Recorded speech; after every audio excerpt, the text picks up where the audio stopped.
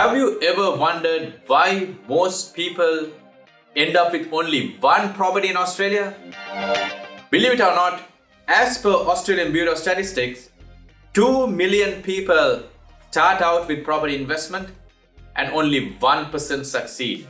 As per data from ABS, 1.2 million people start on the property investment journey buying their own home, but they don't go the distance by creating a portfolio for themselves. One of the main reasons this happens is people not thinking big enough. Everything starts with your own goals, your own dreams. If you have a strong goal and if you have a reason why you need to achieve that goal, you will figure out the how. If you have enough emotional reasons on why you should be achieving that goal, there are multiple ways for you to get there. All you have to do is to get started on your first and the second investment property. Once you start getting the second investment property, you will get momentum because you have already done two, and doing another 2, 3, 4 will be getting easier and easier when you go the distance.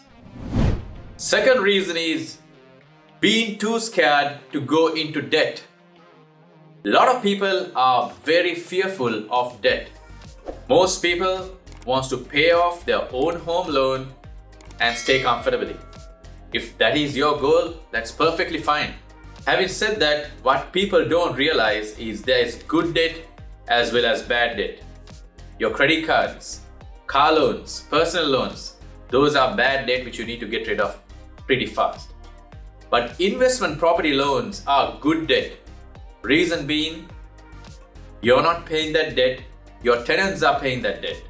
If someone else is taking care of your debt, that's not a bad thing to have, isn't it? Think about the worst case scenario.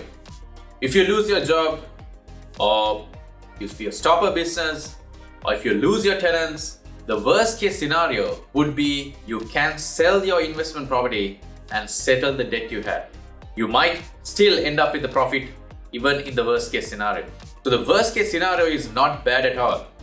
But the upside of it, if you hold on to your investment portfolio for 10, 20, 30 years, that's where the magic happens because of the compounding effect over a long period of time. And a third reason can be the additional expenses can stress you out. The more investment properties you have, there will be additional expenses whether you like it or not. You might have to replace the carpets, you might have to pay additional amount towards your mortgage because of market fluctuations, because of interest rate rises. These things have to be expected.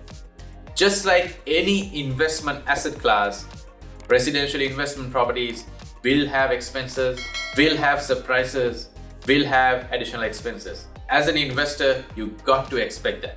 In any investment asset class, you need to plan for market fluctuations such as this. As an investor, for each and every of your investment property, ideally you should have a buffer in place. You might not be able to get that buffer in place immediately, but over a long period of time, you should have that buffer in place. If you think in the short term and be fearful of this, it's not going to work. Think long term.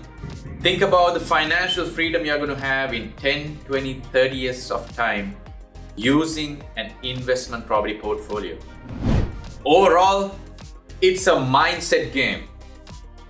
You've got to be thinking long term, and remember, you have to be thinking at least a 25-year term from the time you invest. Anybody can create an investment portfolio. A lot of people have done it. You can do it too. I hope this video is useful for you to change your mindset and hope you'll come along on the investment property journey. Please don't forget to subscribe to our YouTube channel and watch very insightful and educational videos which are on offer on our channel.